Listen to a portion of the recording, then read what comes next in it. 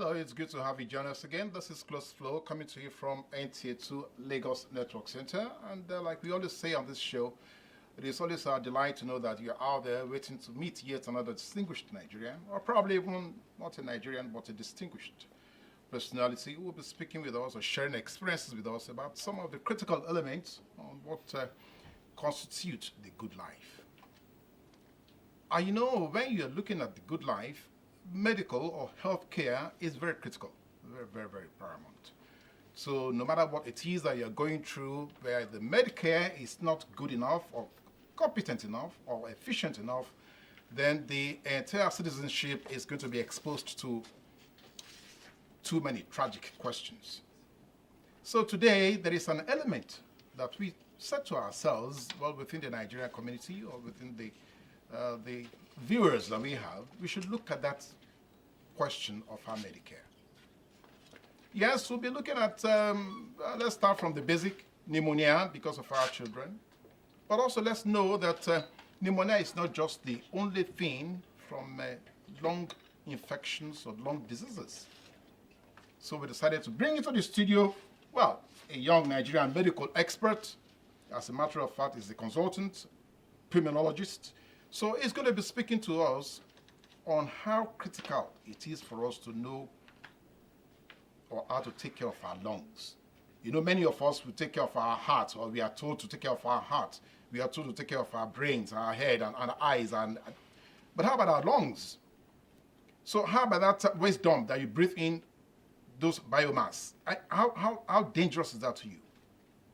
So we're going to be asking him. We'll take him on all these questions so that he can explain to you, therefore, how to live your life better. But stay with us as we take messages from our partners.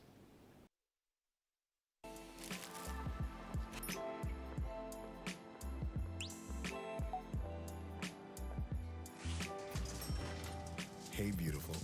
Your eyes, your smile are all begging me to take you home tonight. Now reading page 3. Experience unlimited super-fast internet access from Entel 4G. Entel. Live more.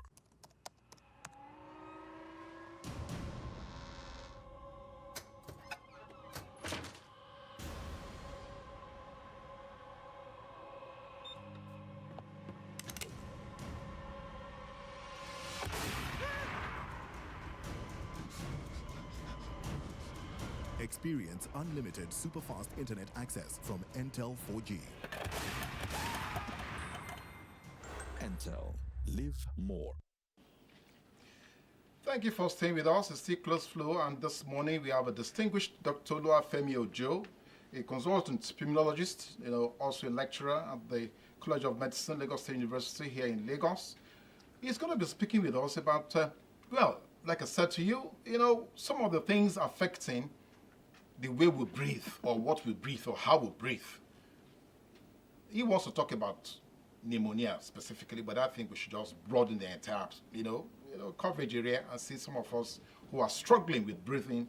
Maybe we should be part of this conversation. You can call in and join the conversation. So, Dr. Ojo, you're welcome to Close Flow. Thank you very much. Thank you very much My for pleasure joining us. to be here. Yes. And thank you for giving us the good news that the Lagos traffic did not disturb you. It was fair enough. Today. Coming here. Okay, all right. Let's start from there. Now, the mass of emissions that we face in traffic situation, how bad is that? Coming from an expert, how bad, how really, really, really tragic that is? I wouldn't want to, well, my pleasure to be here, to start with. Going through a report some time ago, talking about the most polluted cities in the world. Unfortunately, some of the cities in Nigeria were enlisted, talking about Lagos, Onitsha, and a few other towns. And it will interest you that 70% of pollution that we experience in Nigeria, actually happens here in Lagos because of heavy traffic. 70%? Yes, because of heavy traffic and high level of industrialization. Wow. So this is to tell you, the extent to which we're exposed to environmental pollution. And this has a significant effect on the lung health. And that's why, most of we the pulmonologists in the country, we try as much as possible to advocate for cleaner environment so that people will not be exposed or will not be predisposed Overexposed, yes. So to some of the effects, that come from environmental pollution. Now, let's bring it home. Now, if adults are these exposed, or are these threatened, or are these, they bear some risk. So how about children who cannot even seem to speak up for themselves, and they are taken through the same? So how do you react to that? So that's the thing. I give you this example once again. In the last 6 months, I've had about 2 children referred from Port Harcourt to see me here in Lagos. And I'm sure... No, Doctor, your viewers would like to hear. From where? From Port Harcourt? Yes, and I'm so sure... So if you are watching us from Port Harcourt, yes, please make sure you just call in. Okay, go ahead. So and I'm sure most people are aware of the problem with soot, from illegal oil exploration and bunkering that is happening in Lagos, in Port Harcourt. And of course, because of the exposure of most of the people, particularly the children, they are coming down with respiratory problems like asthma and frequent chest infections. This patient I was talking about was referred based on the fact that she had symptoms suggestive of asthma. And at the end of the day, it was confirmed that this young girl has asthmatic. Yes, because of exposure to environment. At what age is this? Just about 7. Okay. So that is to tell you the significance of the effects of environmental pollution that we're experiencing in Nigeria. It's so bad.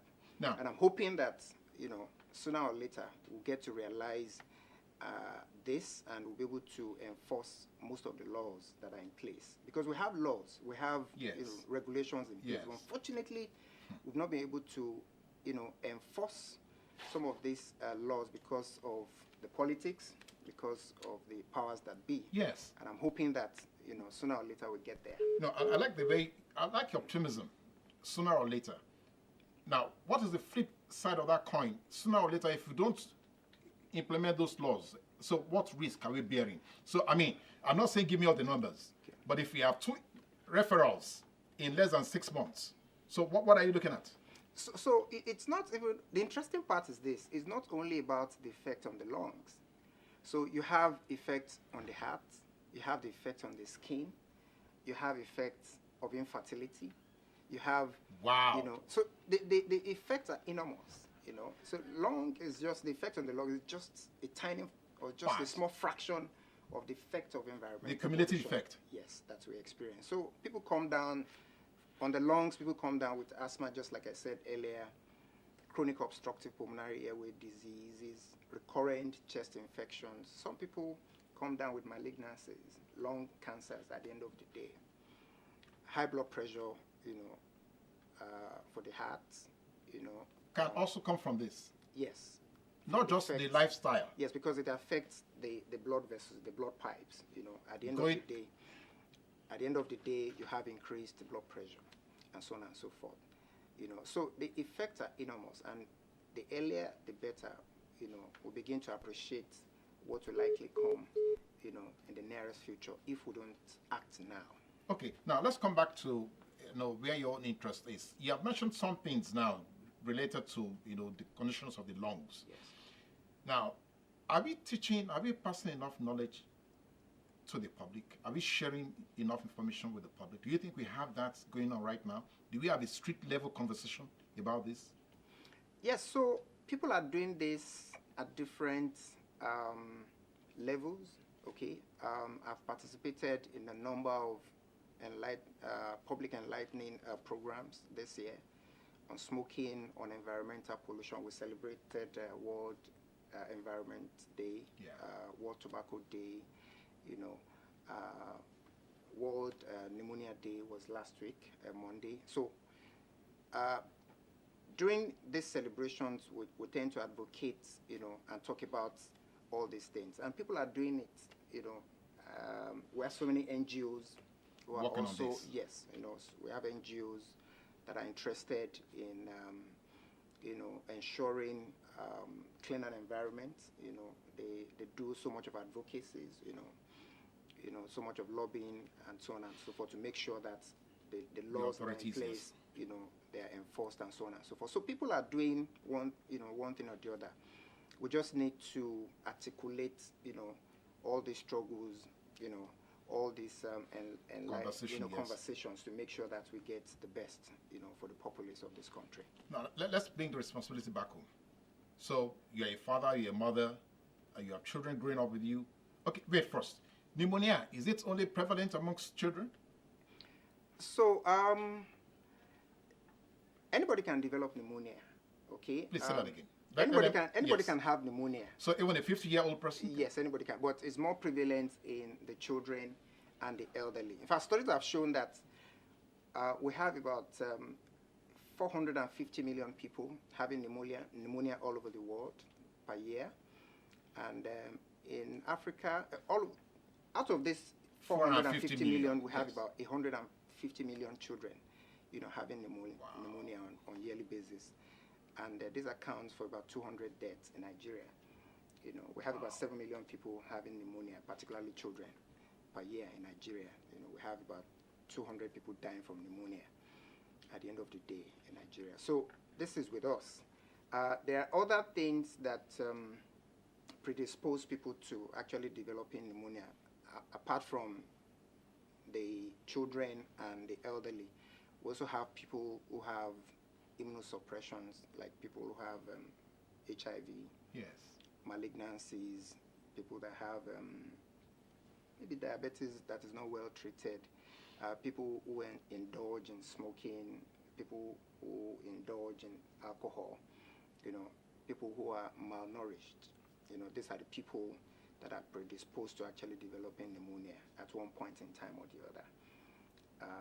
But the most important thing is that if you fall into this category, you're expected to be vaccinated, so that Okay. you can, I was going to come to that, yes. Okay, yes, go on. So that if you have, we talk about pneumococcal vaccines. So this helps to reduce the likelihood of The risk factor. the risk of developing pneumonia. It doesn't mean that you may not have, you're not going to have it, but it reduces the likelihood of having it at the end of the day.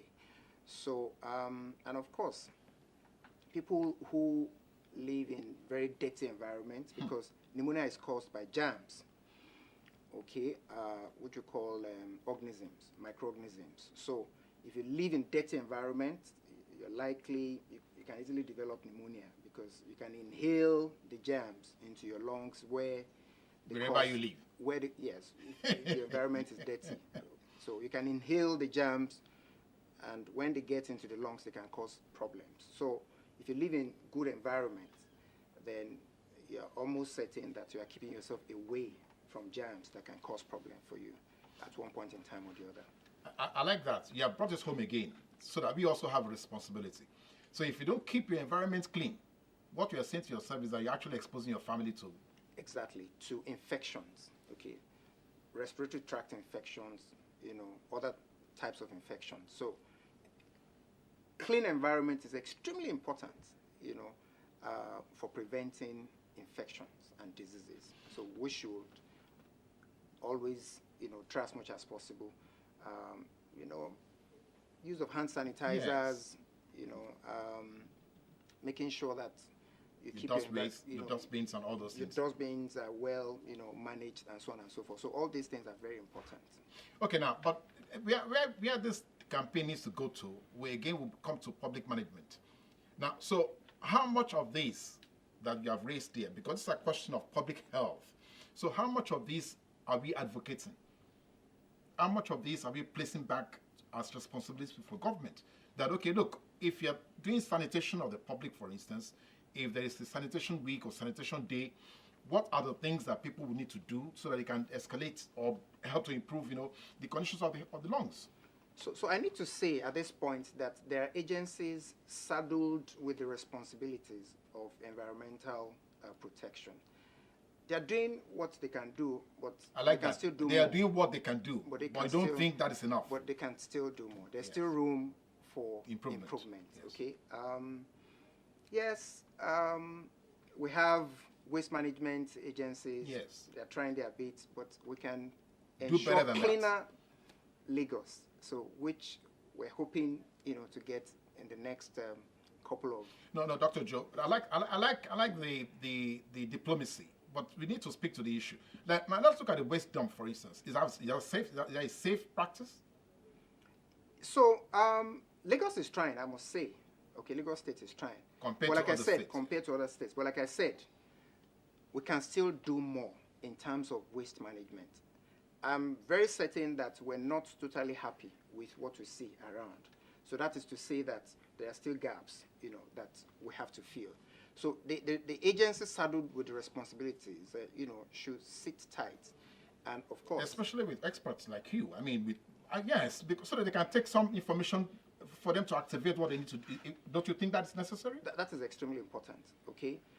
Some people also come from the angle of, okay, they need more facilities, they need more instruments and all that. So government has a role to play in making sure that they have what they need, to discharge their duties to ensure cleaner environment.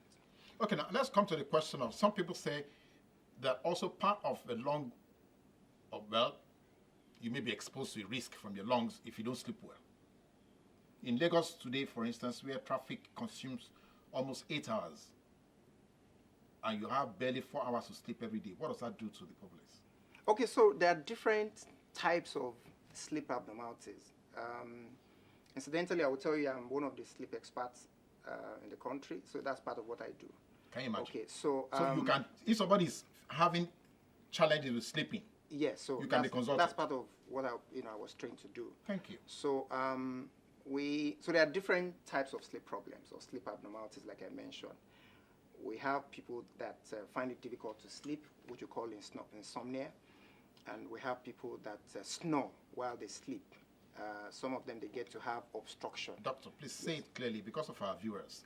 I will need them to call in and ask a question. There are a lot of people who have this snoring problem. Please, go ahead. Okay, so some people snore, for one reason or the other. Okay, take for instance, if you have tonsils, if you have respiratory tract infection, you can snore. That might be transient, but there are some people who snore and they tend to have more symptoms from the effect of snoring and obstruction at night.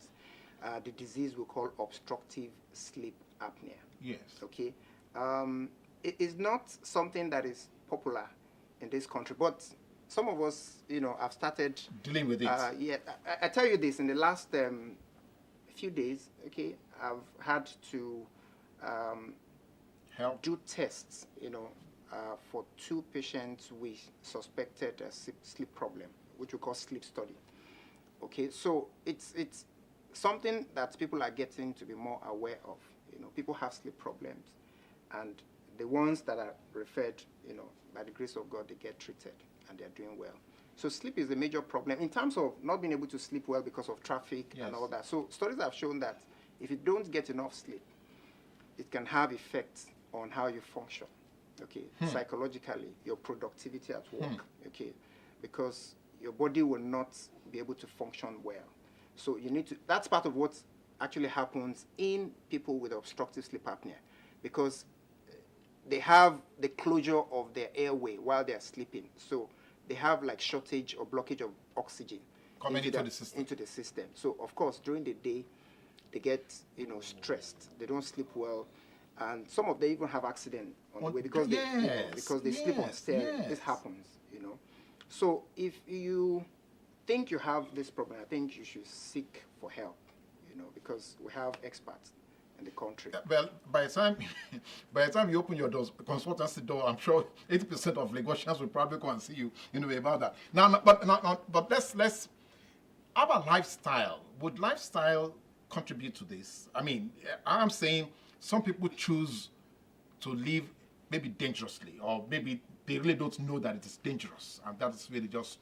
You think it can be part of it? So lifestyle has a major role Wow. in causing obstructive sleep apnea. I tell you this. Take, for instance, if you indulge in unhealthy Habits. eating pattern, so you can tend to accumulate weight. Dr. Juno, please go. Unhealthy eating pattern Yes. will cause sleep apnea. So you can accumulate. So sleep apnea has been strongly linked to obesity. So that was why I was trying to talk about unhealthy eating pattern. So if you indulge in that and you tend to accumulate weight over time, then you can develop obstructive sleep apnea. Wow. Because there's strong association between them. But you know that some of our children are becoming obese. Have you noticed that? Have you Yes, noticed because that of development? the adoption of westernization, Western food, which we also have to watch and take cognizance of. Okay, our culture is rich in terms of the food that we have, so we should embrace that. We shouldn't throw away what we have. By our culture, I don't think we indulge much in fatty meals. Yes. So I think we should try as much as possible to make do of what we have in terms of the food materials that we have. With that, you can be sure that you're getting what is right. Okay, let me bring back this cultural element again, because I always love to do that. Now, traditional cultural expressions or traditional knowledge. So your local lady carrying the tray on her head with bottles of all sorts of herbs and mixtures. How would that help somebody who has that sleep apnea or who has a lung issue? How would that agbo that she carries around at the bus terminals, how would that help? So I was trained with orthodox medicine. So, but with the little knowledge I have, I wouldn't encourage anybody to subscribe to that, okay? Because Dr. Ojo, a lot of people every day, especially in the mornings, you see them, So let me give you this example. If you come to me as your physician, you complain and I make diagnosis and I decide to give you medications, it is my duty to tell you the dose of the medication I'm giving you. It is my duty to tell you about the side effects you will expect. It is my duty to tell you everything about what I'm prescribing to you. I'm not too sure if that is done with our yes, so which makes it dangerous. well, in a way, maybe not totally acceptable. So that's where the difference is. No, but what can we do about that conversation? Because again, in other climes, in India, for instance, in China, for instance, the as you said, the orthodox medicine and the unorthodox medicine are already regulated. So you have some kind of synergies going on. Why won't we do the same thing here? So I love the angle from which you came from. You talked about regulations, which we don't have here. So in a way, you can say that is still unacceptable because we don't have regulations in place, that is taking care of that. So maybe much later, if that is put in place, maybe there could be some kind of grounds for that, For that kind for of now, synergy, yes. For that kind of relationship. I'm not too sure that is safe. Yes. Okay, let's come back, to the children and pneumonia, because that really is where I think a lot of concern, from parents who are probably watching and even some of the children.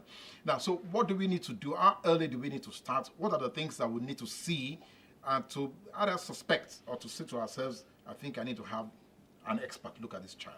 Okay, so to start with, you need to understand some of the ways by which pneumonia can present. Take, for instance, most people with pneumonia, they're going to have fever. You have tried some medications like paracetamol. The fever is not going down. In addition to that, you have like cough that, is productive of phlegm. Sometimes the sputum or the phlegm could be yellowish, could be greenish, it could be dark. Or bloody. Sometimes bloody. So all these colors are very important to the doctor because that helps to have an idea of the organism or the bug that is implicated. And of course, even helps to decide on the medication to prescribe at the initial stage before the investigation results come out. So in addition to cough, some people can have chest pain, some people can feel generally unwell, they can have headache and so on and so forth. So if you have these symptoms, you have tried some simple medications and you're not getting enough response. You're not getting relief. Or relief. I think it is better or advisable for you to consult your doctor, who will be able to decide what exactly you have and investigate you appropriately. Okay, I like that. The investigation. Are they invasive? Are the investigation invasive? Are they in any way also damaging any part of the? For pneumonia, they're not invasive. So Okay, the all you people have should to not do, be scared. You know how people will have this mental picture. Once it's invasive investigation. No. I don't want somebody putting some needle into my body. Or well, they might have to take your blood sample, to send for full blood count that will probably suggest that you have infection.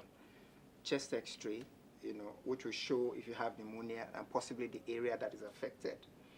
And of course, your sputum will be tested, to demonstrate the organism that is implicated or that you have been affected with. So these are some of the basic investigations that you do. You need to do. And they are very safe. Quite safe. Yeah, because it's important for the public to know safe, that. yes. They're very safe. Okay. Now let's look at something that you said that I think it's a little bit. Let me add. Okay, fine. X-ray has its side effects, especially if you. Yeah, I was just going to ask that. How many times will somebody need to be exposed to an X-ray? Because I know that people say X-ray to also have side effects. So if you do it too often or quite often, exposure to X-rays might predispose you to actually having some things. But then, for you to have X-ray done, there must be a need for it. And that is where the expert comes in. So if exactly. you go and see, if you don't see an expert, you are probably going to be there's going no through point just saying that okay, you just want to go and have X-ray done. Make sure you see your expert that will see the need for you to go and have X-ray done. Now we've had the chairman of the Nigerian Medical Association here in the studio, and he's spoken to us or shared with us his own concern about the ratio. Medical practitioners and those who are seeking medical help. The ratio is a little bit alarming for Lagos. So in your practice, for instance, how do you deal with the huge throng of people who will come to ask you questions about my heart is not functioning, my lungs are dying or something? So how do you deal with that? Well, the ratio is still not comfortable. Still not the best. Okay, there's still room for more hands, or more doctors, to be employed. I work in the general hospital where we see a large number of people, and it on can a be daily basis. on daily, and it can really be overwhelming. So more should be done in terms of engaging more doctors. No, you're also a lecturer. So, Dr. Ojo, how are we dealing with this? Because, so what's the intake? Medical school, for instance, what's the intake? What's the outtake? What is the performance level? So key performance indicators are those value route. What do we really have? Are we having the right number of intakes? Are we having the right quality of outtakes? What are we really getting? So in a way, we have large number of doctors to fill in the gaps in this country. But the problem is this. How many doctors have been employed on a yearly basis? It will interest you that there are some doctors that are still looking for jobs. No, it cannot be now, Dr. No, Ojo. that's the truth. Okay, so, there should be capacity building, You don't want to be disappointed, or you don't want to disappoint your viewers. That's why you keep picking your words. I like that. We'll be back shortly. Dr. Ojo is not going anywhere. We'll just give him a breather, so that when we come back and your questions are flowing in, you'll be able to tackle them. So don't forget, public health is as critical as your own personal health. So please call in and let us be part of this conversation. Thank you. We must dilate the eyes. We look for if they have cataract, look at the back of their eyes. They have glaucoma. We do a full workup for them. A lot of our government should actually open their eyes, especially southwest of this place. When we're looking deeper than we ever looked in before to ensure that we close all the loopholes. It manifests as physical symptoms. Every edition is an arresting conversation with distinguished Nigerians from various strata of the society, bearing their minds on how we can realize the Nigeria of our dreams.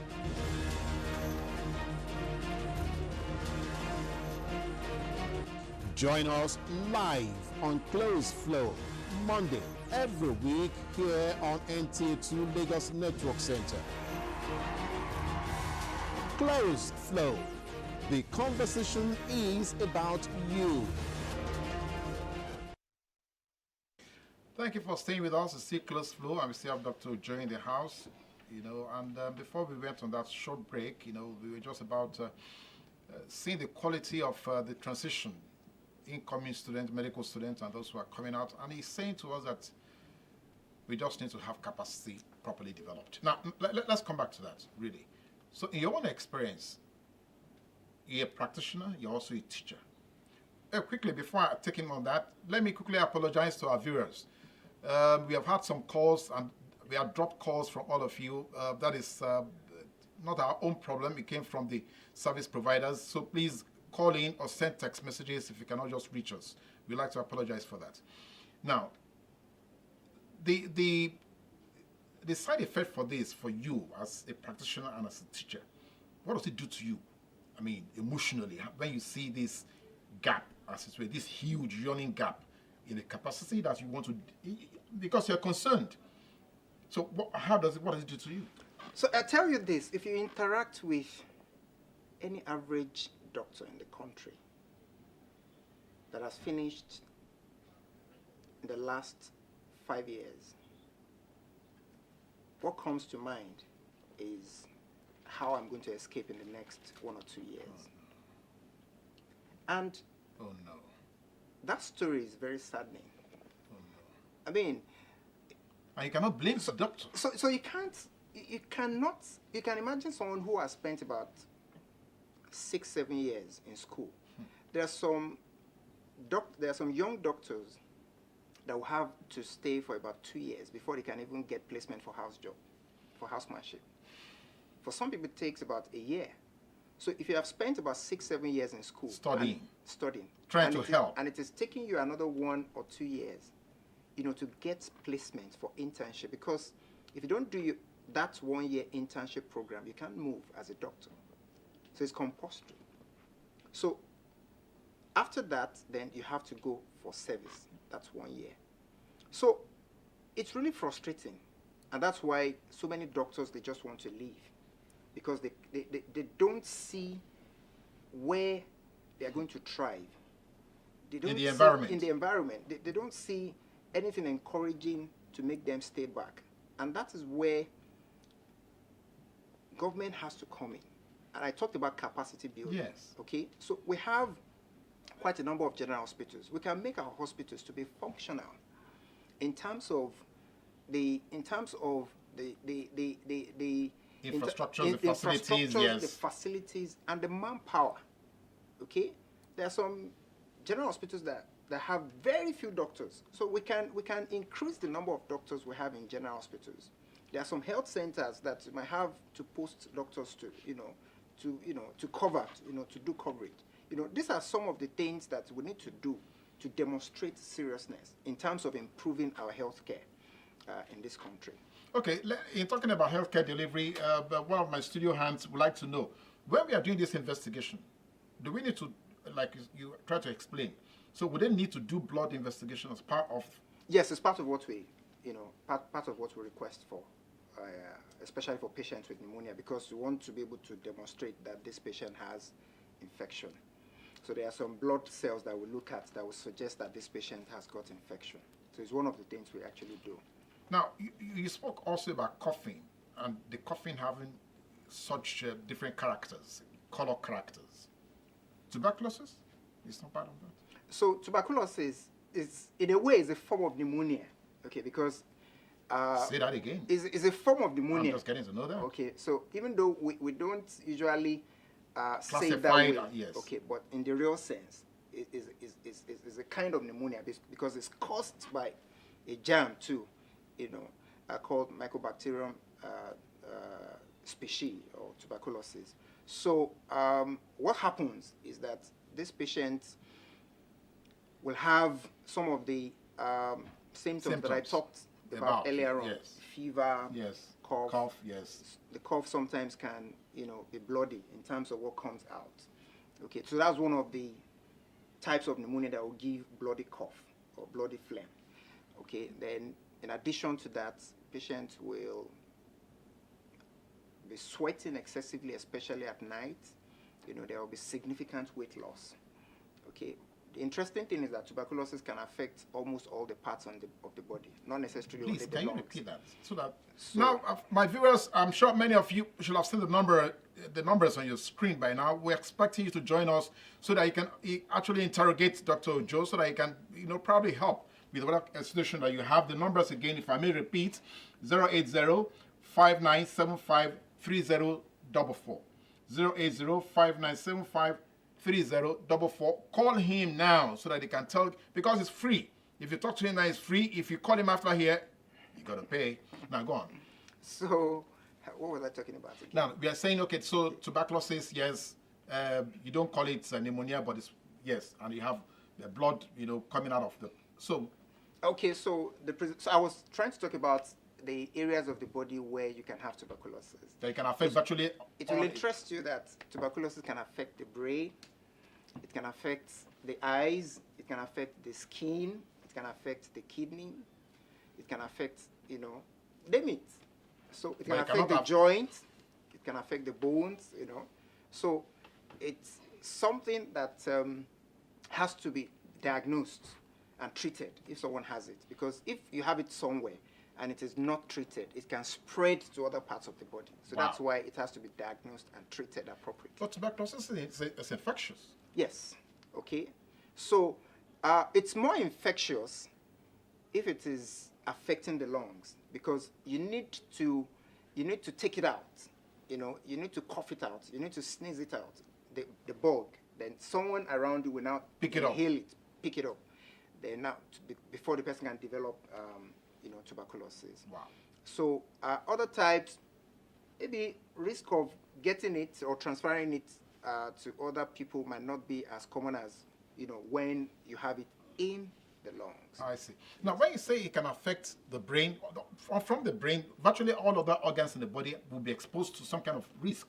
That's what you're saying here. Exactly. But do children suffer tuberculosis? No. Yes, children especially. In fact, it will interest you that studies have shown that patients or children who have pneumonia, they can later develop. So we talk about complications. Yes. Of complications of pneumonia. So with pneumonia, they can develop tuberculous meningitis. Okay. So which is one of the complications that could arise from poorly treated or pneumonia that is not treated. So children, they can develop tuberculosis of the brain. Now, I'm not going to draw your mind away from this anyway. But the meningitis that we get, the rife of it that we get up and up, it is not related to this, no. Meningitis, we're talking about meningitis. So we have meningitis that, so when you talk about a disease, sometimes you talk about where it is more prevalent. So in Nigeria, meningitis is more prevalent. In the north. In the north. In fact, when you have a patient with suspected meningitis, one of the questions we ask as physicians is, have you recently traveled, to the northern part of the country? Okay. Wow. To see whether the person has some kind of has been exposed to one way or the other. So, in terms of geographical spread, yes. So it's more, predominant or prevalent in the northern part of this country. Okay. Now let's come back to hypertension, because you also said to me that if you have problems with your lungs, you can also develop hypertension. Yes. Yes. Okay. So we talked about the effect of environmental pollution that can affect the lungs and the heart to give hypertension. If you have sleep problem, obstructive sleep apnea, studies have shown that with time you can also develop hypertension. Wow. Okay, as part of the effects. Not only that, some people that have respiratory problems like chronic obstructive pulmonary airway disease, they can develop what we call pulmonary hypertension, which is also another type of hypertension, high blood pressure. So in a way, there is a relationship between the heart and the lungs. Okay, now maybe you should let our viewers understand exactly what you're saying here. If you can just break it down, layman's language. So, pulmonary, meaning that what? Something that is going into the lungs or coming out of it. What exactly are we saying here? So there are risk factors for developing hypertension. So we talk about the modifiable risk factors and non-modifiable risk factors. Non-modifiable risk factors means you cannot really do anything about it. Okay. Modifiable means you can do something about it. Take, for instance, for the non-modifiable risk factors, age. You can't do anything about your age. Okay. With increasing age, the likelihood of developing hypertension is there. So you cannot do anything. You cannot do anything about that. About yes. That. Being a black man, gives you a predisposition to actually developing hypertension. So you cannot do anything about being a Doctor, black person. 1 second. We just got a call. Daniel from Isolo. Daniel, you're welcome. Thank you for joining us. Yeah, thank you so much, sir. You're welcome. So quickly, let's have your question. Dr. Ojo is waiting for you. Okay, thank you. Good morning, doctor. Good morning. So I really don't know your name, I just saw the program now. Good morning. Yeah, so yes, I want to answer you a question about pneumonia. Go ahead. Thank you. Since I was small, I was told by my grandparents that I had a pneumonia, and that I inherited the pneumonia from my great grandfather. So yes. So when I was young, when I was too small, it doesn't used to affect me like that because I used to play ball. I'm a sports lover. So when I was very young, I realized that when I play ball in the morning, in the night, I have difficulty with my breathing. I can't breathe properly. So my grandmom always buy me Amavin number 3 and Frano, which I normally drink when I was young. So the thing, when I believe as a 2000, 2001, up to year 2007, when I started playing ball professionally, so the thing started affecting me until I moved to Lagos. So when I moved to Lagos, the thing started increasing. I observed something that every particular year, I always have friction with my breath. Sometimes, like the one that did happen to me last 2018, I almost lost my life. I was unable to breathe. I have to go to General Hospital, at Mushi General Hospital. They gave me something which they call something, the thing looked like oxygen, but it was not oxygen. I will remember the name of the thing they gave to me. No, I'm sure Doctor will know. Something nebulizer, which they gave to me. Nebulizer. So like oxygen, nebulizer. Nebulizer. So the thing, with the aid of that nebulizer, I was able to breathe out gradually until I gained my consciousness. No, can you ask the question now? Can you ask the question? The same thing happened this year. So I've been to hospital several times. I've went for tests, shared tests with machine at General Hospital twice. Most of the doctors, they keep telling me that if I ask them, did I have TB? Did I have asthma? They say, no, I don't have TB. I don't have asthma. I already have pneumonia. So the thing has been of concern to me because I want my...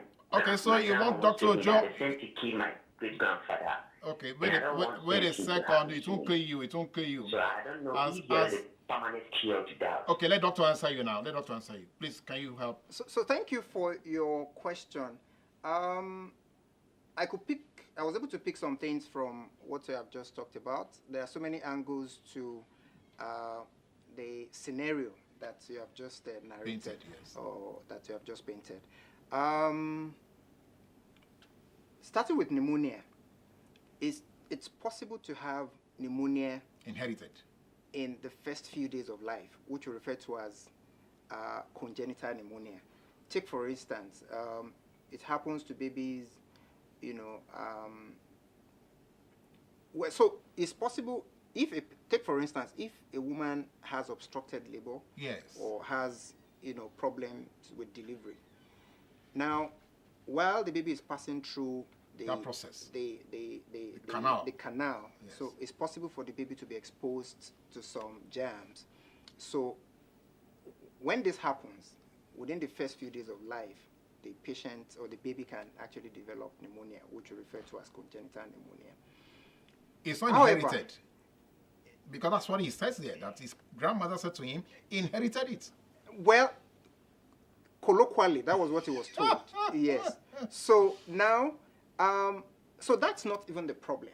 Okay, so pneumonia is an acute infection that is treated. Now, if the pneumonia was not treated or was not well treated, so it's possible it developed some complications from that infection or from that process. Take, for instance, there's something we call bronchiectasis. It affects, this is a problem that affects some of the pipes in the lungs. Okay. So if you have infection if you have chest infection that has not been well treated, with time you can develop this, and much later you start having some of these problems that he was talking about, the gasping and all that. Just described. Some patients can also, develop pneumonia. They can develop asthma, from the chest, from the insult to the chest or to the lungs they've had previously. So it's also very similar to what you experience in asthma. I mean, listening to what he has described, is on Franol. They've used nebulizers for him. He gets some relief when they give him some of these things. So he could actually be suffering from pneumonia. So my suggestion to this person would be to make sure that you see a specialist. Yes. A lung specialist that will help to diagnose what you have. Yes. And you'll be treated appropriately. Okay, but he wants to know, is there a solution? Is there a way forward? He doesn't want to die from this. So it depends on what you have. Where did he call from again? I think he called from somewhere in, Oshodi. Are you still online? I think we lost him. Okay, in Lagos. Yes, in Lagos, So it's in Lagos. He's in Lagos now. He moved from Port Harcourt to Lagos now. So we have lung specialists in Port Harcourt. We have lung specialists in Lagos. Okay. We have lung specialists almost across the country. Yes. Okay, he called. Okay. Thank you. I hope you got that from Dr. Okay, Olumide from Lagos Island. Yes, Olumide, your question quickly. Hello, Olumide, welcome. Hello? Don't tell me you have disappeared, Olumide. Where are you? I think we lost him. Okay, all right. Now, but let's draw from his own narrative. So there are people who actually can be in this kind of trauma, childhood experience, not well taken care of, and then he's grown with it. Yeah. So, okay, let me add this. I've had cause to see patients who had. Hello, 1 second. Daniel, are you back? Daniel? Yes, sir. Okay, did you hear Doctor? Yes, I heard what he said. Okay, great. So you try and get to see an expert. He's an expert, so after this program, maybe you get to call him or something, okay? And there are other experts, like he says. Because, the medical field, they don't do self-promotion. So we cannot promote him. You understand? Okay, sir. Okay, all right. Thank you. Thank you for calling in, Daniel. All right. What's next? Hello? Hello? You're on to close flow. Hello? I think we lost him again. I think we have challenges with our, service providers. Okay, so you are going to give us an example, another example of somebody who actually... So I saw this lady who was referred to me on account of breathing problems. 1 second, doctor. Okay. Aristo from Badagry, you're welcome. Hello? Aristo? Hello, you're on with close flow. Aristo, go on, ask a question or make a comment. Aristo, we can't hear you.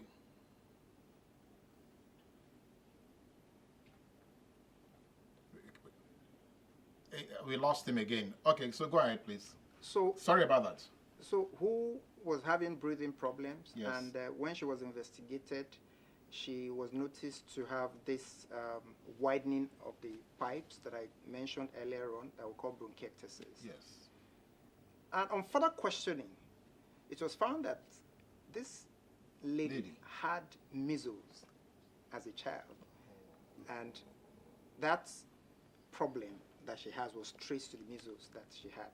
So some of the problems or infections that children have should be properly treated. That's what you're saying. Treated, because if this is not done, they can have problems with breathing. much later. In life. Particularly the pneumonia that we're talking about. Okay, now let's bring this home to mothers, therefore, because they are actually the principal healthcare providers at home. So what are the things they should be looking out for? Because it's important for, you have emphasized 2 points here now. So if a child has some challenges, especially health challenges, that you may even think it is ordinary, so it is cough, it is cold, it is measles, what should mothers actually really do? So the starting point is this. The Nigerian government has ensured that children under the age of 2, they are covered for immunization programs. Yes. So the starting point for mothers is to ensure that their children are well vaccinated. I like that. Please say that again. So mothers should ensure that their children are well vaccinated. So we have immunizations that children, get at birth. Yes. 6 weeks, 10 weeks, yes. 14 weeks. Yes. 13 weeks, 17 weeks, 6 months, 9 months, So make sure that you don't miss any of this. That you don't miss any of this, So, but that's not guaranteeing that that child will not develop an ailment. But like I mentioned earlier, it reduces the risk or the likelihood of developing some of these infections, particularly pneumonia. Okay, so as part of the coverage, you have the pneumococcal conjugate, you have the pentavalent, that is like 5-in-1. Yes. Okay. Then not only that, you have the measles. Yes. Then you have the yellow fever. Then you have the mumps, rubella. And there's still one other one. So make sure that you get all this for your children, because with this, you're sure that you're reducing the likelihood of your child coming up with pneumonia. And of course, cleanliness, hygiene is important. With this, you're emphasizing that again. So you're able to reduce the exposure of your children, because the immunity of children at that level is just developing. So anything they're exposed to can easily make them come down with infection. So if you ensure adequate hygiene, you are reducing the risk of infections in those children. So it's extremely important. Then breastfeeding, exclusive breastfeeding for the newborns for the first 6 months. It also helps to develop the immunity for children. Yes. So mothers should ensure that they exclusively breastfeed their babies so as to build up their immunities. Now, you have said something about the impact or the influence of modernity. Where the mom probably will have only 3 months to spend at home before she starts work, and all that. So how will she now?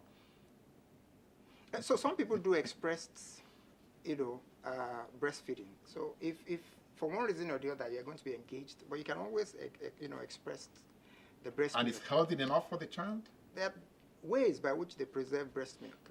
The most important thing is to make sure that you child is avail on that, the child the access to breast milk.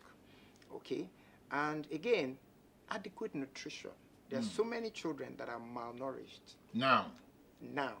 Okay? Well, I'm sure we're all aware of the recent statistics that was released, yes.